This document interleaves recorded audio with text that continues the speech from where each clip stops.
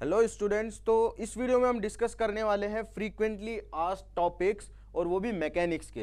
यार अगर आपको आइडिया हो कि पिछले साल तक किस हिसाब से जेई ने क्वेश्चंस पूछे हैं, जेई मेन की मैं बात कर रहा हूँ, तो आने वाले जो जेई मेन 2020 है उसका आप प्रेडिक्शन लगा सकते हैं कि कहाँ से क्या क्वेश्चंस उठाए जा सकते हैं।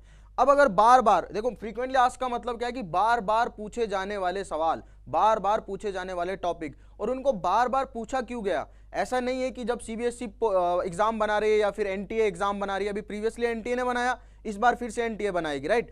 तो ऐसा नहीं है कि जब कोई भी इंस्टीट्यूशन है या फिर कोई भी एजेंसी है वो एग्जाम बना रही है और उसमें कुछ स्पेसिफिक टॉपिक्स को या स्पेसिफिक क्वेश्चंस को बार बार डाल रही है, तो इसका मतलब ये कि वहां पे कुछ एक ऐसी अच्छी बात है उन क्वेश्चंस के बारे में जो डिजर्व करती है एग्जाम में बार बार आना, तो इसीलिए उनको बार बार पूछा जाता है।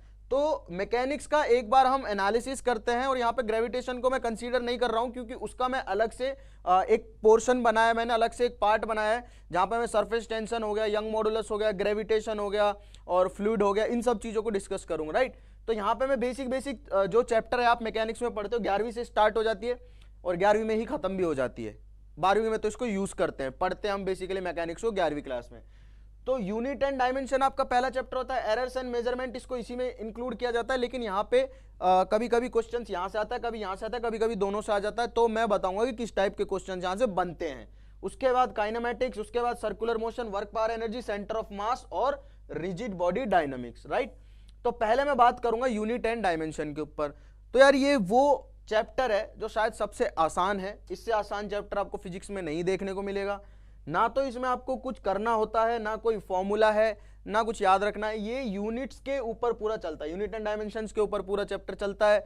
और ये चीजें आप पूरी फिजिक्स में जब भी आप 11वीं पढ़ रहे हो, 12वीं पढ़ रहे हो, तो आप फिजिकल क्वांटिटीज को यूज करते हैं, यानी कि पूरी फिजिक्स में इन चीजों को बार बार हर एक चैप्टर में, हर एक क्वेश्चन में रिवाइज करते हो।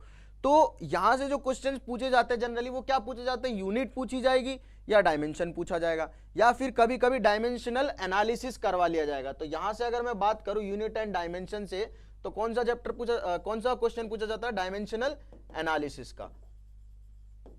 और बेसिकली ज्यादातर तो क्या किया जाता है, ये भी नहीं पूछा जाता, सीधा सीधा आपको कुछ जो स्पेसिफिक क्वांटिटीज होती है उनकी डायमेंशन पूछ ली जाती है। पूछ लिया जाता है भाई इनमें से सी की डायमेंशन कौन सी है, सी है स्पीड ऑफ लाइट, इसकी डायमेंशन क्या पूछ लेंगे, 1/√μ0 एप्सिलॉन नॉट की डायमेंशन क्या है, ऐसा पूछ लेंगे।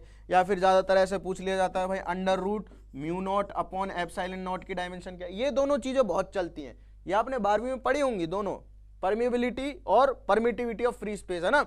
तो इन्हीं के ऊपर पूरा खेल चलता रहता है। काफी बार ये क्वेश्चन आ चुका है, आईआईटी जेई में आ चुका है, एआईईई में आ चुका है, जेई मेन में आ चुका है, इवन जेई एडवांस में भी इसके ऊपर क्वेश्चन पूछा जा चुका है। तो इस तरह के डायमेंशनल एनालिसिस आपसे पूछा जा सकता है, और यहाँ से बेसिकली डायमेंशन ही पूछी जाती है। तो इसमें ज्यादा कुछ है नहीं जो आपको मैं डिस्क्राइब करूं कि यहाँ से स्पेसिफिक किस टाइप का क्वेश्चन बनता है। डायमेंशन है यार, याद रहती है, हर क्वेश्चन के बाद आप क्या करते हो, यूनिट लिखते हो, ठीक है। अब यूनिट याद है तो डायमेंशन बनाना कोई बहुत बड़ी बात थोड़ी है, बस एग्जैक्टली वही चीज यहां पे होती है।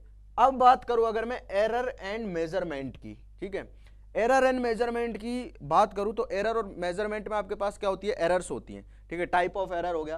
तो यहां से इसको मैं हटा रहा हूं, नेक्स्ट पेज पे डिस्कस कर लेंगे। एरर एंड मेजरमेंट की अगर मैं बात करूं तो टाइप्स ऑफ एरर जो होती हैं वो आपसे पूछी जाती हैं, और पूछी कैसे जाती हैं, वो पूछी जाती है जनरली इंस्ट्रूमेंट के थ्रू, जैसे कि कोई वर्नियर स्केल हो गया या फिर कोई स्क्रू गेज हो गया, उनमें जो रीडिंग ली जा रही है उसमें कितने परसेंट एरर है, रिलेटिव एरर पूछ ली जाएगी, परसेंट एरर पूछ ली जाएगी, और एब्सोल्यूट एरर पूछ ली जाएगी, या फिर आपसे लीस्ट काउंट पूछ लिया जाएगा किसी भी एक पर्टिकुलर इंस्ट्रूमेंट का। दो ही इंस्ट्रूमेंट आप पढ़ते हैं एरर एंड मेजरमेंट में। क्या इंस्ट्रूमेंट पढ़ते हैं, मतलब एरर एंड मेजरमेंट में एक्चुअल में एरर देखो क्या है, एरर वो प्रोसेस है जो आप कोई भी मेजरमेंट में कर सकते हैं। अगर मैं यहाँ पे लिख रहा हूं और मैं बोलूं कि आप नोट करो कि 10 सेकंड का टाइम कि मैं कितने वर्ड्स लिख पाता हूं, तो आप जिस मोमेंट पे घड़ी का बटन दबाओगे वहां पे भी आप एरर करोगे, क्योंकि एग्जैक्टली आपने जिस टाइम पे बटन दबाया उस टाइम पे मैंने लिखना स्टार्ट किया, यानी कि सिंक्रोनिटी नहीं होती है, ठीक है, सिंक नहीं होती है जब चीजें, तो एरर के चांसेस होते हैं। तो मशीन कब चालू हो, आप कब काम करना स्टार्ट करो, तो वहां पे अगर सिंक नहीं है तो एरर हो जाती है, हर काम में एरर होती है, राइट। तो वही चीज आपसे पूछी जाती है। ये चीज आपसे जरूरी नहीं है कि सिर्फ और सिर्फ वर्नियर कैलिपर में या फिर स्क्रू गेज में पूछी जाए, पोटेंशियोमीटर में पूछी जा सकती है, मीटर ब्रिज में पूछी जा सकती है ना, गैल्वेनोमीटर में पूछी जा सकती है। जो भी डिवाइसेज होती हैं उनमें ये एरर के होने के चांस होते हैं और वहां पे डिवाइस से रिलेट करके इसको पूछा जा सकता है। वैसे एरर का जो डायरेक्ट जेईई मेन में सवाल आता है वो सीधा सीधा किससे आता है, ऐसा आता है कि भाई आपको 5 डेटा दे दिए और बोल दिया गया कि जो इसमें परसेंटेज एरर है वो बताओ, ठीक है। तो टाइप्स ऑफ एरर में जो डेटाबेस एरर होती है उसी के ऊपर सवाल आता है ज्यादातर, मैक्सिमम टाइम्स। तो यहाँ पे क्या लिखना है हमें, यहाँ पे हमें याद रखना है कि जो एरर का सवाल आता है वो आता है टाइप्स ऑफ एरर से, और उसमें भी क्या डेटा वाली जो एरर होती है उसके ऊपर आता है, या फिर लिस्ट काउंट वगैरह आपसे पूछा जा सकता है, करेक्ट। अब अगर मैं बात करूं काइनेमेटिक्स की, तो इसमें मेरे पास में 2 पार्ट आ जाते हैं। कौन कौन से, एक मैं काइनेमेटिक्स 1 और एक काइनेमेटिक्स 2 अगर मानूं, तो यहाँ पे मैं 1 डायमेंशनल मोशन मान रहा हूं और यहाँ पे 2 डायमेंशनल मोशन मान रहा हूं। अब यहाँ से जनरली काइनेमेटिक्स से एक ही सवाल आप उम्मीद करेंगे पूरी काइनेमेटिक्स से, 1 डायमेंशनल से भी और 2 डायमेंशनल, दोनों जो टाइप की मोशन है वो हम काइनेमेटिक्स में पढ़ते हैं, और दोनों चैप्टर से मिला के एक ही सवाल आने की उम्मीद है, क्योंकि 25 क्वेश्चन हो गए अब आपके पास में। ऐसा तो है नहीं कि भाई 30 क्वेश्चन है, तो पहले कभी कभी 2 भी आ जाते थे आने वाले, मतलब पिछले टाइम में 5-7 साल पहले ये अच्छे टॉपिक होते थे। मैकेनिक्स अपने आप में एक भारी पोर्शन था, लेकिन अभी क्या है, थोड़ा एनटीए ने पेपर जब से बनाने स्टार्ट किया, मतलब पिछले साल से, तो उन्होंने 8 बार ऑलरेडी पेपर बना चुके हैं। वो 8 बार एज इन की 8 दिन पेपर बनाया उन्होंने, और एक दिन में 2 बार, तो 16 पेपर ऑलरेडी करवा चुके हैं वो। तो 16 पेपर का मतलब ये है कि आपको अंदाजा हो गया कि यार वो जो 12th वाला पोर्शन है उसकी तरफ ज्यादा शिफ्टेड है बजाय 11th वाले। मतलब पोर्शन देते हैं ऐसी बात नहीं, बट मैकेनिक्स पहले काफी ऐसा टॉपिक होता था जिसपे अगर मैकेनिक्स अच्छा होता था बच्चे का तो बोलते थे भाई इसके स्कोर अच्छे करने की चांसेस हैं, इसका बहुत अच्छा रैंक आ सकता है, वैसा बोलते थे। बट अभी ऐसा है कि मैकेनिक्स अच्छा होगा तो आप यूज कर पाओगे दूसरे चैप्टर में, क्वेश्चन यहां से थोड़े कम होने लग गए। तो बात कर रहे थे हम 1 डायमेंशन एंड 2 डायमेंशन मोशन की। तो 1 डायमेंशन में क्या, 1 डायमेंशन में जो सवाल आते हैं जनरली वो आपके आते हैं, यहाँ 2 डायमेंशन में मैं रिलेटिव को भी ऐड कर लेता हूँ, रिलेटिव मोशन को भी, ठीक है। 1 डायमेंशन में जो सवाल आते हैं जनरली वो मोशन अंडर ग्रेविटी से आते हैं, जनरली मोशन अंडर ग्रेविटी, ठीक है। इसके अलावा 1 डायमेंशन का कोई इंपॉर्टेंट जो फैक्टर बोल सकते हैं, इंपॉर्टेंट टॉपिक है, वो बनता नहीं है। मोशन अंडर ग्रेविटी से सवाल आता है, या फिर आपसे बनवा लिया जाता है ग्राफ, ठीक है। ग्राफ आपको आने चाहिए, 6 ग्राफ होते हैं। कौन कौन से, एक्स टी, एक्स का मतलब है डिस्प्लेसमेंट और टी का मतलब है टाइम। तो डिस्प्लेसमेंट टाइम हो गया, वेलोसिटी टाइम हो गया, एक्सेलरेशन टाइम हो गया। फिर आता है आपके पास में एक्सेलरेशन और डिस्प्लेसमेंट का, फिर आता है वेलोसिटी और डिस्प्लेसमेंट का, फिर आता है एक्सेलरेशन और वेलोसिटी का। तो ये सारे ग्राफ आपको 6 के 6 ग्राफ हर एक पार्टिकल के मोशन के लिए डिस्क्राइब करने आने चाहिए। पहले ग्राफ बहुत पूछे जाते थे, अभी प्रीवियस टाइम में कम हुए, लेकिन आप एक्सपेक्ट कर सकते हैं ग्राफ पूछा जाएगा यहाँ से, या फिर मोशन अंडर ग्रेविटी। एक्चुअल में जो क्वेश्चन पूछे जाते रहे बार बार वो यही है, या तो ग्राफ पूछा जाता है 1D से, या फिर मोशन अंडर ग्रेविटी पूछी जाती है। 2 डायमेंशनल में जो काइनेमेटिक्स से सवाल पूछा जाता है वो बेसिक प्रोजेक्टाइल होता है। यानी कि बेसिक प्रोजेक्टाइल का मतलब क्या है कि इंक्लिनेशन वाला जो प्रोजेक्टाइल है उसके बहुत कम चांस होते हैं आने के, बहुत कम पूछा जाता है, क्योंकि एक्चुअल में टाइम कंज्यूमिंग होता है। और बहुत सारे यार जिसको बेसिक आता है वो एंगल वाला प्रोजेक्टाइल कर सकता है, इंक्लिनेशन वाले प्रोजेक्टाइल को करने में कोई बड़ी बात नहीं है जिसको बेसिक प्रोजेक्टाइल आता है। लेकिन यहाँ से काफी अच्छा क्वेश्चन बन सकता है, वो 2-3 प्रोजेक्टाइल देके उनका ग्राफ पूछ सकता है आपसे, है ना। पिछले में ये किया हुआ है उन्होंने, रेंज का, हाइट का, इन सब का ग्राफ पूछा गया है, टाइम का, time maximum time of flight किस कर्व का होगा, किस पार्टिकल का होगा, इस तरह से। तो यहाँ पे भी बेसिकली ग्राफ ही पूछे जाते थे पहले तक, और वो इसीलिए ताकि आपकी मैथमेटिकल नॉलेज इसके साथ में चेक हो पाए। तो 2D जो मोशन है वहां से प्रोजेक्टाइल पूछा जाता है, या फिर river boat problem, river boat problem या रिवर मैन प्रॉब्लम आप मान के चलो, ठीक है। रिवर बोट प्रॉब्लम क्या है, रिवर बोट प्रॉब्लम वही है 2 डायमेंशन की 3 प्रॉब्लम होती है। एरोप्लेन वाली होती है एक तो, जो कि कभी नहीं आती है, दूसरी प्रॉब्लम होती है रेन मैन जो कि सबसे कम आती थी, और ये प्रॉब्लम रिवर बोट वाली या रिवर स्विमर वाली कि रिवर ऐसे बह रही है, स्विमर ऐसे जा रहा है, तो उसकी रिलेटिव वेलोसिटी इधर कहीं होगी। तो इस तरह की जो प्रॉब्लम है रिवर और बोट वाली या रिवर और स्विमर वाली, वो पूछी जाती रही है। तो यही प्रॉब्लम्स है जो आप फिर से एक्सपेक्ट कर सकते हैं आपको एग्जाम में देखने को मिले, क्योंकि यार ये वो मैं बोल सकता हूँ कि वो पैटर्न है, ये पैटर्न जो आपको दिख रहा है ये वो पैटर्न है जो बार बार जब जेई पेपर बना रही है तो उसको पसंद आ रहा है, हाँ उनको क्वेश्चन एरर से उठाना है, लीस्ट काउंट से उठाना है, under gravity, motion under gravity से उठाना है, एक क्वेश्चन उनको रिवर और स्विमर का डालना है, ठीक है। अब मूव करते हैं सर्कुलर मोशन पे। तो यार ये पहले तक काफी इंपॉर्टेंट होता था, लेकिन पिछले साल एक भी क्वेश्चन नहीं आया सर्कुलर मोशन का, है ना। तो यहां से अगर मैं बात करूं सर्कुलर मोशन से, तो सर्कुलर मोशन से जो क्वेश्चन पिछले साल तो आया नहीं, मैं एक्चुअली कह रहा हूं फ्रीक्वेंटली आज की बात कर रहा हूं, तो पिछले साल नहीं आया तो इसका मतलब ये नहीं कि पहले कभी नहीं आया होगा। तो यहाँ पे जो जनरली क्वेश्चन पूछा जाता है वो वर्टिकल सर्कुलर मोशन से ही पूछा जाता था, ठीक है। वहां पे आपको डिफरेंट वर्टिकल सर्कुलर मोशन से पूछा जाता था, और वहां पे डिफरेंट पॉइंट पे आपको वेलोसिटीज वगैरह पूछ लेता था। एनर्जी कंजर्वेशन से आप कहीं पे भी निकाल सकते हो, वर्टिकल सर्कल में कोई स्पेसिफिक बात नहीं है, बस वो उसको सर्कल को ऐसे वर्टिकल में बना देते थे, ऐसे बना दोगे तो हॉरिजॉन्टल सर्कुलर मोशन, ऐसे वर्टिकल में बना दोगे तो वर्टिकल प्लेन में तो वर्टिकल सर्कुलर मोशन। तो ज्यादातर सवाल यहाँ से पूछे जाते थे, ठीक है। तो आपको वर्टिकल सर्कुलर मोशन अच्छे से आना चाहिए, और ये आने के लिए आपको पूरा सर्कुलर मोशन आना चाहिए। तो ऑल एंड ऑल ये कि ये अकेला जो टॉपिक है वो पूरे सर्कुलर मोशन को कवर कर ही लेता है, ठीक है। तो ये आपको आना ही चाहिए। अब बात करते हैं वर्क पावर एनर्जी की। वर्क पावर एनर्जी में क्या, वर्क पावर एनर्जी में देखो कोई ऐसा कोई बहुत ज़्यादा ऐसा नहीं है कि कोई स्पेसिफिक टॉपिक डिफाइन है, ये तो कहीं भी लग जाती है। ये तो ऐसी थ्योरम है जिसके बिना तो फिजिक्स ये समझ लो अधूरी सी है। इस थ्योरम वर्क पावर एनर्जी में क्या है कि दो थ्योरम पढ़ते हैं, वर्क एनर्जी और एनर्जी कंजर्वेशन। इनके बिना तो हम आगे बढ़ ही नहीं सकते, कहीं पे भी कोई भी चैप्टर पढ़ते हैं ये कहीं भी लग जाती है ना। तो यहाँ से जो क्वेश्चन जनरली पूछे जाते हैं वो स्प्रिंग ब्लॉक सिस्टम के पूछे जाते हैं, स्प्रिंग और ब्लॉक सिस्टम के पूछे जाते हैं, राइट। स्प्रिंग ब्लॉक सिस्टम का क्या मतलब है कि इंक्लाइन पे स्प्रिंग ब्लॉक सिस्टम रख दिया दबा के, और बोलते हैं एक्स डिस्टेंस दबा के उसको छोड़ दिया, तो अब बताओ कि कितनी नीचे आके रुक जाएगा, कितने टाइम में नीचे आके रुक जाएगा। तो वर्क एनर्जी में तो कुछ भी लगाया जा सकता है बस, लेकिन जो क्वेश्चन पूछे जाते रहे वो स्प्रिंग और ब्लॉक पे बेस्ड क्वेश्चन होते थे पहले वाले, राइट। तो ये कुछ 1 2 3 4 चैप्टर मैंने यहाँ पे कवर किए हैं, और चारों चैप्टर से जो इंपॉर्टेंट टॉपिक्स हैं वो ये सारे रहे। तो आप चाहे तो इसका स्क्रीनशॉट ले सकते हैं ताकि आपके पास में डेटा सेव रहे और आपको पता चलता रहे कि क्या क्या चीज़ों पे आपको ज़्यादा फोकस करना है। अब हम मूव करते हैं नेक्स्ट चीज़ पे। ये 4 चैप्टर खत्म हो गए हमारे। अब नेक्स्ट पे अगर मैं बात करूं तो चलो बात करते हैं एक और इम्पॉर्टेंट चैप्टर की, एनएलएम की और फ्रिक्शन की। यार इन दोनों से मिला के पहले तो 2-2 सवाल भी आ जाते थे, लेकिन अभी पिछले कुछ टाइम से सिर्फ एक सवाल ही आ रहा है पेपर में, है ना।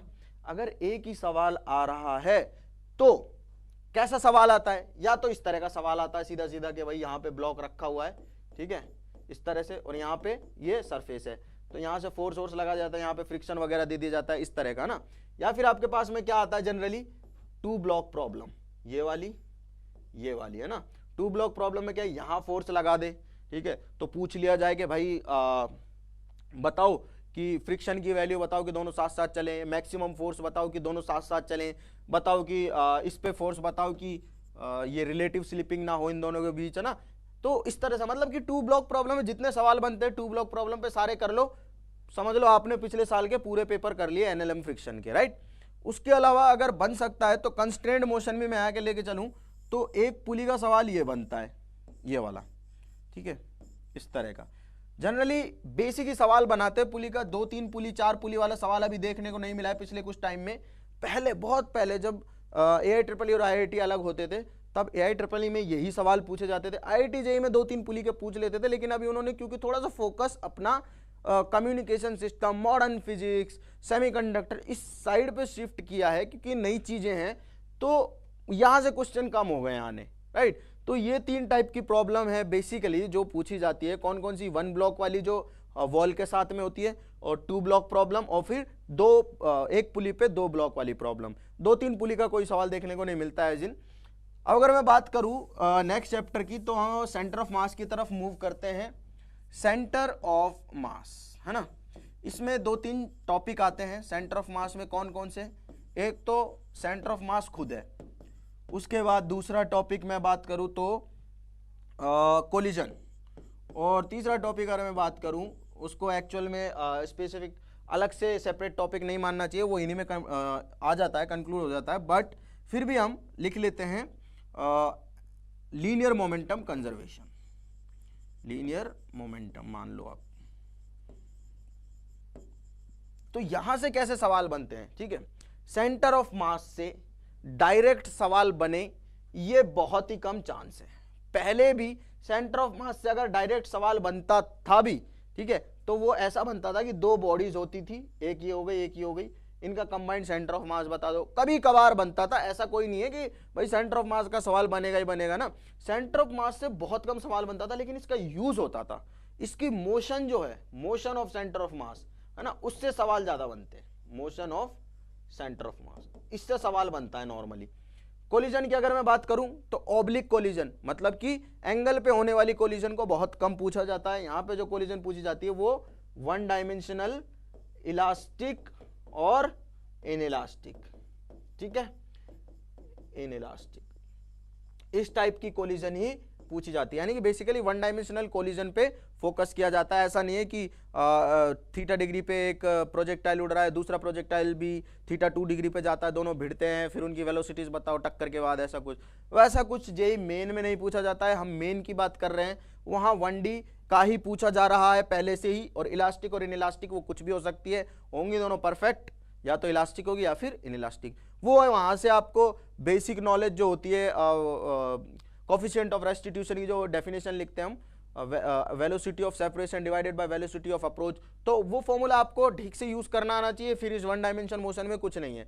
और लीनियर मोमेंटम तो लगता ही है यहाँ पे ऑलरेडी, तो इसका स्पेसिफिक क्वेश्चन तो मैं क्या ही बताऊं, लेकिन हाँ ये है जरूर बात है कि हो सकता है कभी कभी कोलिजन ना हो, लेकिन आपको मोमेंटम कंजर्व करना पड़ जाए। तो इन दोनों का मिला के एक क्वेश्चन ये बनता है, वन डायमेंशनल इलास्टिक और इनइलास्टिक कोलिजन, ठीक है, ये बात हो गई। कोलिजन तो मोमेंटम कब कंजर्व करना सीखते हो आप, जब कोलिजन पढ़ते हो, इसीलिए तो कोलिजन से पहले इसको पढ़ाया जाता है, इसको इसीलिए पढ़ाया जाता है क्योंकि इसको यूज करना पड़ता है कोलिजन में, राइट। तो यहां से जो क्वेश्चन बनते हैं सेंटर ऑफ मास से, वो मैंने आपको बता दिए, पहले से जो क्वेश्चन बनते आ रहे हैं, ठीक है, रिपीटेटिव जो क्वेश्चन बार बार पूछे जाते रहे हैं, उस टाइप के क्वेश्चन है। नेक्स्ट अगर मैं बात करूं तो रिजिड बॉडी डायनामिक्स, ये सबसे बड़ा पोर्शन हो गया अपने मैकेनिक्स का, ठीक है।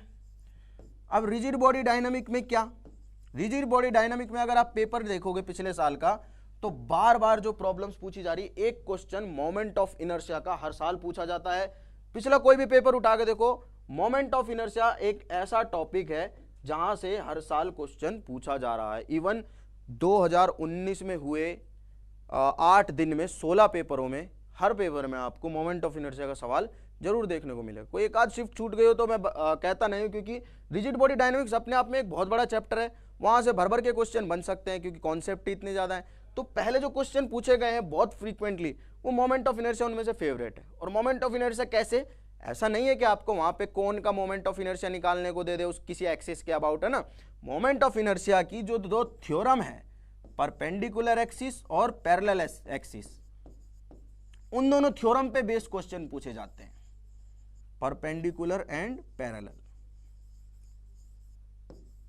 तो आपको क्या आनी चाहिए, आपको आनी चाहिए परपेंडिकुलर एक्सिस थ्योरम को अप्लाई करना और पैरेलल एक्सिस थ्योरम को अप्लाई करना। डायरेक्ट क्वेश्चन जेईई मेन में मोमेंट ऑफ इनर्शिया से ना तो पूछा गया है ना ही पूछा जाएगा, उम्मीद बहुत कम है, क्योंकि फ्री के 4 नंबर आपको एनटीए देना नहीं चाहती, तो थोड़ा तो वर्क करना पड़ेगा, दोनों थ्योरम्स को आपको पढ़ना पड़ेगा। और मोमेंट ऑफ इनर्शिया में यही पूछा गया है, अभी तक यही पूछा गया है, और आगे भी क्वेश्चन आएगा तो यहीं से आएगा।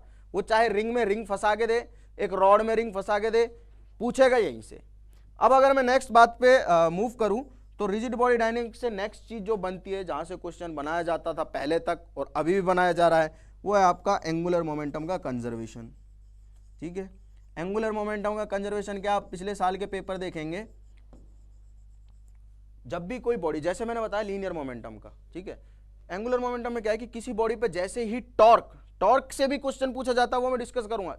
जब भी किसी बॉडी पे एक्सटर्नल टॉर्क 0, यानी कि कोई बाहर से ऐसे कोई फोर्सेज नहीं है, कॉम्बिनेशन ऑफ फोर्सेज नहीं है जिससे उसमें रोटेशन पैदा की जा सके, तो ये चीज कंजर्व रहती है। और ये चीज कंजर्व रहती है तो ऐसे बहुत सारे सवाल बनाए जा सकते हैं। एक डिस्क घूम रही है, उसके ऊपर एक आदमी है, वो अपने हाथ फैला रहा है, अंदर कर रहा है, फैला रहा है, अंदर कर रहा है, इस तरह से मोमेंट ऑफ इनर्शिया पे क्या फर्क पड़ेगा, उसकी फाइनल एंगुलर स्पीड क्या हो जाएगी, फाइनल एंगुलर वेलोसिटी क्या हो जाएगी, एंगुलर एक्सेलरेशन क्या हो जाएगा। तो एंगुलर मोमेंटम के कंजर्वेशन पे सवाल रिजिड बॉडी डायनामिक्स से बनते रहे हैं। यहाँ से जो सवाल बनते हैं वो स्पेसिफिक है, बिल्कुल ये सबसे अच्छा चैप्टर है, क्योंकि यहाँ से सवाल जो बनता है आपको पता होता है भाई यहाँ से यही आने वाला है, पहले यही आ रहा था, अब भी यही आएगा और आता रहेगा आगे, ठीक है। उसके बाद टॉर्क के सवाल बहुत पूछे जाते हैं, जेईई मेन में टॉर्क के बहुत सवाल पूछे जाते रहे हैं। आप पिछले साल की जो शिफ्ट देखेंगे उसमें डायरेक्ट सवाल 2-3 आ चुके हैं, जिसमें इस तरह के एल शेप, मुझे याद है अच्छे से, ये एल शेप का एक बार थी और ये यहाँ पे हिंज थी, है ना, इस तरह से, और ऐसे एक एक्सिस पास कर रही थी यहाँ से, और इस पे फोर्स लगा के इसको छोड़ दिया था। उसके बाद आपसे पूछा गया था कि इस एक्सिस के अबाउट टॉर्क बताओ, या फिर इस एक्सिस के अबाउट, कहीं से टॉर्क पूछा हुआ था। बट ये मुझे याद है कि एल जो शेप थी उस टाइप की एक बार थी, और यहाँ से वो हिंज थी, यहाँ से कनेक्टेड थी, 2 बार ऐसे और ऐसे, और फोर्स लगाया हुआ था और बोला था कि टॉर्क वॉर्क बताना है आपको, है ना। तो इस टाइप का क्वेश्चन है, 2019 का क्वेश्चन है जेईई मेन का। तो ये बात तो फैक्ट है कि टॉर्क पे क्वेश्चन पूछा जाता रहा है, फ्रीक्वेंटली आस्क्ड है, मोस्ट आस्क्ड टॉपिक में से ये एक। तो टॉर्क भी ऐसा टॉपिक है जो आप आगे भी एक्सपेक्ट कर सकते हैं कि क्वेश्चन आएगा। मैंने पहले भी बोला है कि ये अपने आप में काफ़ी सही चैप्टर है, सॉर्टेड है इसका बिल्कुल एकदम, कि यहाँ से क्वेश्चन आएगा, नहीं तो यहाँ से आएगा, नहीं तो यहाँ से आएगा, नहीं तो 3-4 से मिला के भी आएगा। यहाँ से मैंने अपने वेटेज एनालिसिस देखा है अगर फिजिक्स का, तो बोला हुआ है 3 से 4 क्वेश्चन हर बार पूछे जा चुके हैं, और अब क्योंकि नंबर ऑफ क्वेश्चंस कम हो चुके हैं तो 2 से 3 क्वेश्चन अब भी आप एक्सपेक्ट कर सकते हैं, मिनिमम 2 तो आप मान के ही चलो। उसके बाद अगर मैं बात करूं तो रोलिंग मोशन से क्वेश्चन बहुत कम पूछे गए हैं, लेकिन इंपॉर्टेंट है, ऐसा नहीं है कि पूछे नहीं गए हैं, पूछे गए हैं रोलिंग मोशन से, और रोलिंग मोशन भी पार्ट है किसका, रिजिड बॉडी डायनामिक्स का। रोलिंग में डायरेक्ट आपको बहुत ज्यादा कैलकुलेशन वाला या फिर ऐसा क्वेश्चन नहीं आएगा, ज्यादा से ज्यादा अगर वो टफनेस लेवल भी बनाएगा तो इंक्लाइन पे रोलिंग करवा देगा किसी सिलेंडर की या फिर किसी स्फीयर की। इससे ज्यादा टफ आपको सवाल जेईई मेंस में नहीं देखने को मिलेगा। एडवांस की बात अलग है, वो हम कभी और कर लेंगे, है ना। या तो ऐसा दे देगा या फिर आपको ये सब दे देगा कि कोई प्लेटफॉर्म है, राइट, उस पे कोई, ये प्लेटफॉर्म है, उस पे कोई स्फीयर रखा हुआ है, चाहे सॉलिड हो चाहे हॉलो हो, वो मोमेंट ऑफ इनर्शिया पे डिपेंड करेगा। इसको धक्का दे रहे हैं, स्लिप कर रहा है, लेकिन किसी टाइम पे स्लिपिंग बंद करके रोलिंग चालू कर देता है। ये क्वेश्चन फिर से सुनो कि अभी ये फ्रिक्शन क्या कर रहा है, स्किडिंग कर रहा है, ऐसे ऐसे ऐसे ऐसे, ये वाला स्फीयर स्किड कर रहा है, लेकिन किसी टाइम टी पे इसके अंदर इतना फ्रिक्शन जनरेट हो जाता है कि वो इसको इतना एंगुलर एक्सेलरेशन दे देता है जिसकी वजह से ये स्किडिंग बंद करके और रोलिंग स्टार्ट कर देता है। तो वो टाइम फाइंड करना है। तो उस टाइप के क्वेश्चन को कैसे करना है, यहां जिस एक्सिस पे फ्रिक्शन लग रही है उसके अबाउट टॉर्क निकालना। तो टॉर्क अगेन आ गया। तो टॉर्क एक ऐसा कॉन्सेप्ट है जिससे ना सिर्फ डायरेक्ट क्वेश्चन आता बल्कि यहां तो बहुत ज्यादा यूज होता है, इसकी तो जान है टॉर्क, ठीक है, रिजिड बॉडी डायनामिक्स की। तो ये वो इंपॉर्टेंट कॉन्सेप्ट है जहां से बार बार क्वेश्चन पूछे जाते रहे, और आगे भी आप उम्मीद कर सकते हैं कि क्वेश्चन पूछे जाते रहेंगे। रोटेशन प्लस ट्रांसलेशन बहुत कम पूछे जाने वाला टॉपिक है जेईई मेन में। Direct question rotation plus translation से नहीं आता है, क्योंकि वो अपने आप में बहुत बड़ा क्वेश्चन बन जाता है, काफी लेंथी हो जाता है, सॉल्व करने में दिक्कत भी होती है ना उसमें, क्योंकि कैलकुलेशन पार्ट ज्यादा आ जाता है, इसलिए वहां से क्वेश्चन डायरेक्टली नहीं पूछा जाता है। तो ये अपना पिछले जो फ्रीक्वेंटली आस्क्ड क्वेश्चन थे, फ्रीक्वेंटली आस्क्ड टॉपिक्स थे, उनका एनालिसिस था। आप एक बार फिर से देखेंगे कि हमने जहां से स्टार्ट किया यूनिट एंड डायमेंशन से, तो यूनिट एंड डायमेंशन में आपको क्या बताया मैंने कि एज इन कोई स्पेसिफिक नहीं, अब मैं क्या डायमेंशन बताऊं आपको कि जिसको आप याद रखें, बट हाँ जो इंपॉर्टेंट टर्म्स हैं जैसे कि भाई स्पेस की permeability, permittivity, speed of light, इनसे रिलेटेड चीज़ें पूछी जाती हैं। एरर मेजरमेंट में आपको पता है अब तक जो चीज़ें पूछी जाती रही हैं वो या तो लीस्ट काउंट या फिर type of error. Simple data उठा के देख लेना पिछले साल का। 1D में मोशन अंडर ग्रेविटी और उसका ग्राफ, 2D में आपका basic projectile, river boat problem, river swimmer problem या फिर उसका ग्राफ। अगर मैं बात करूं सर्कुलर मोशन में तो वर्टिकल सर्कुलर जो पहले पूछा जाता रहा था, पिछले साल क्वेश्चन नहीं पूछा गया। वर्क पावर एनर्जी में स्प्रिंग ब्लॉक प्रॉब्लम सबसे ज्यादा, और एनएलएम और फ्रिक्शन में मैं आपको बता चुका हूं 1 ब्लॉक प्रॉब्लम, 2 ब्लॉक प्रॉब्लम और पुली के साथ में 2 block problem. Centre of mass में motion of centre of mass, collision में 1D collision only, oblique collision नहीं, और रिजिड बॉडी डायनामिक्स की हम इंडिविजुअली बात कर चुके हैं। तो ये था मेरी तरफ से आपके लिए पिछले साल के जो हुए पेपर हैं उनका एक एनालिसिस कि कौन से क्वेश्चन सबसे ज़्यादा बार पूछे गए थे। तो अगर आपको ये वीडियो अच्छा लगा, हेल्पफुल लगा, तो प्लीज़ लाइक करें इस वीडियो को, जितना ज़्यादा हो सके उतने ज़्यादा लाइक करें ताकि हम लोग आपके लिए ऐसा ही कंटेंट लेके आएँ। अगर आप नए हैं तो सब्सक्राइब करें डाउटनेट के यूट्यूब चैनल को। Thank you.